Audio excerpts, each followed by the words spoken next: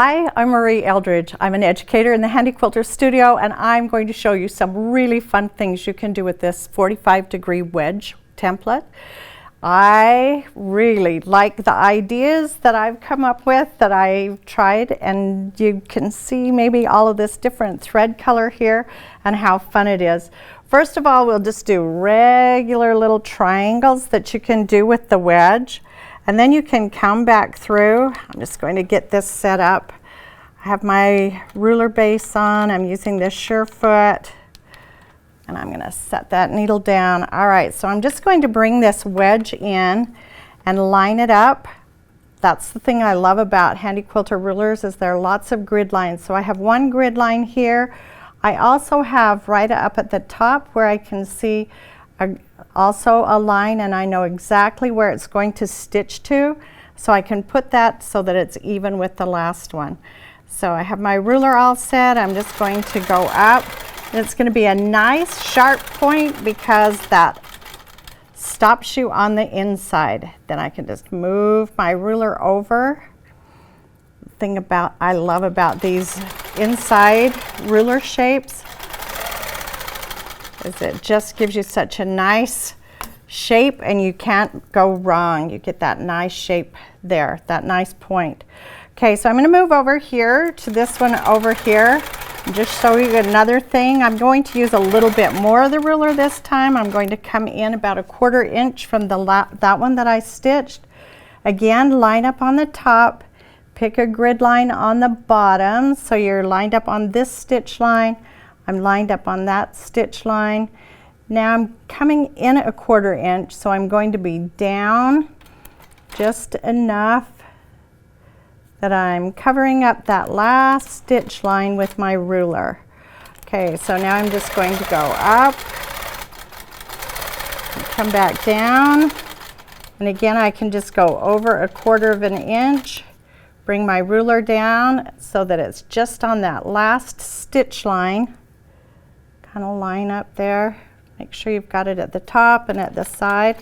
Just let that ruler guide you up and bring you right back down. I'm going to go over it again, and then we'll just take a look at this. So you can change how much of a distance there is in between your different sizes, and you'll get a whole different look. I love when you add a round shape to the pointed shape or the straight shape. So we're just going to do like some little rainbows. We'll just do a curve, hit the line, and curve back over, go straight up, and just do your curves. Do about 3, and then you can do another center of your rainbow and curve it back around. I tried these a lot of different ways, and I really like where they look like they're coming right out of the center. So just kind of do your curves, curve back over it, just a little rainbow shape. Let's do one more across there. And you can just see how those come up out of there and how that complements the different shapes, how they go good together. Maybe you're already looking down here and you can see another shape. So this is using more of the ruler, so it's a bigger ruler, a bigger triangle that you get.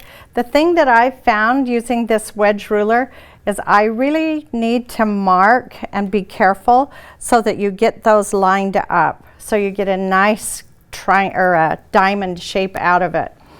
So over here you can see some different shapes. What I did there was I just made a space inside and marked it so I knew how much to come in each time.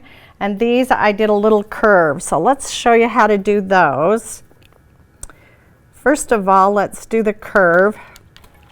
And I'm not doing much of a curve on this. I'm just using a part of the ruler. I like this sliced ruler, and I'm just going to lay the curved edge right on the line, so you can see that it's right against that line. So I'll make my curve so it goes down into there, and then I'll do the bottom curve, just putting the curved part of the ruler right on the straight line I've already stitched, that I set that up with my wedge ruler. Okay, now we've come down from the top, down to the bottom. We'll go back to the center. It's just barely a little curve there. And then I added just like a little snowflake. We're going to put that in right there, and then we'll just keep traveling. So that's how easy it is to do that curved look. It kind of looks like a jumpsuit maybe or something. I don't know. It's just cute. All right, now if we're going to do inside the diamond, I'm going to mark that, and I'm just using a little grid to mark that with. So I have a little plastic grid. I'm going to come in about 1/2 inch on each side. So you just set that up. Mark it. This is an air erase marker that I'm using, and I'll just put my ruler so that I'm 1/4 inch away from my mark. Go down to that one, down 1/4 inch away from the bottom of the diamond, and back up so that I'll hit that mark, and back up to the top. And there we go. So those are two different, very different looks, one straight and one curved. And then you get to my favorite over here. All right, so I just filled this in with straight lines, and your lines are going to go parallel to the diamond. So if you just kind of think of, you know, that it's going to stay going the same direction as the diamond, that's the easiest way to do it. So let's just fill in the diamond for you. So I'm just going to go in, we'll say 3 or 4 stitches, and I'm just going to use this mini ruler. Come down, and I'll use the ruler to steady me, and then once I get up to where I can see that line, I'm going back the other way. Use the ruler to steady me. As soon as my ruler lines up with the line I just stitched, then I'll stitch back down. And you can change the gap that you have in between.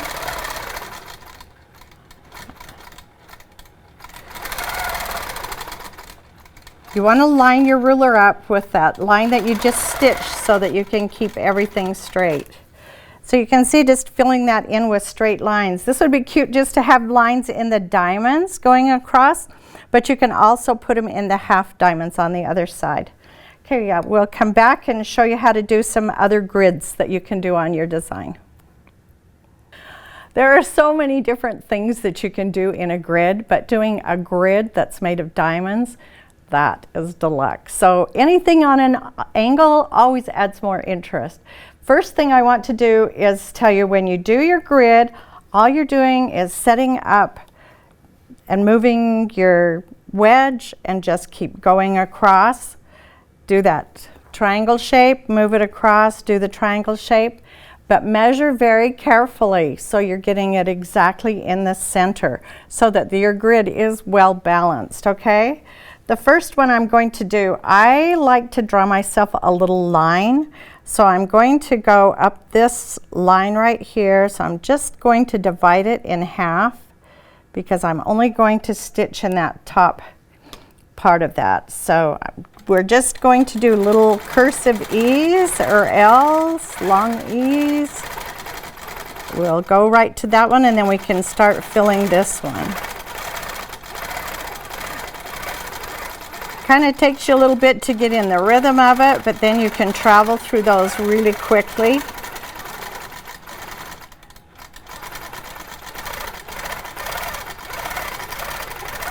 If you just look at it like you're doing a diamond or that triangle shape and going on an angle, you can fill those in and you can see how cute that looks when it's all done. The next thing you can do is just wiggle back and forth, and you can fill in the diamond this time. So we'll just go back and forth.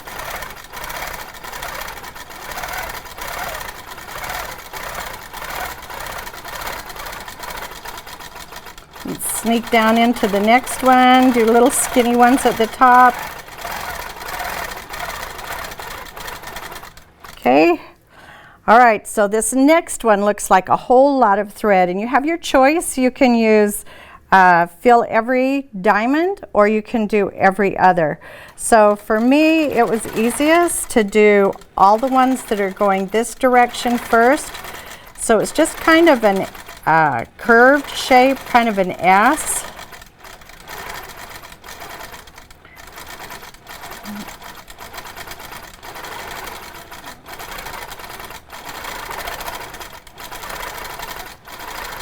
There's your S shape. There you go. It's laying down. Fill that up. The top part kind of just gets to be little C's.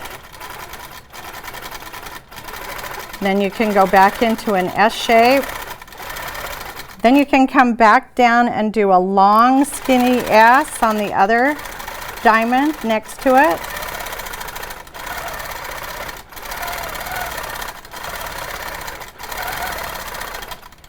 And into the next box.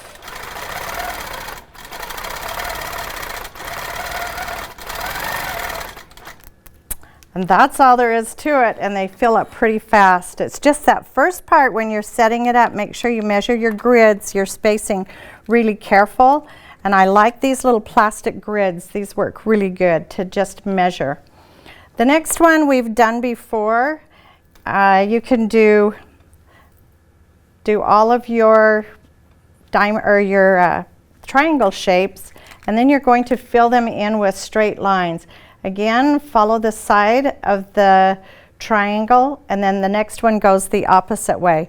And if you don't do as many, it looks like kind of a fold in a ribbon. It goes the other way. You can even go down to just doing one.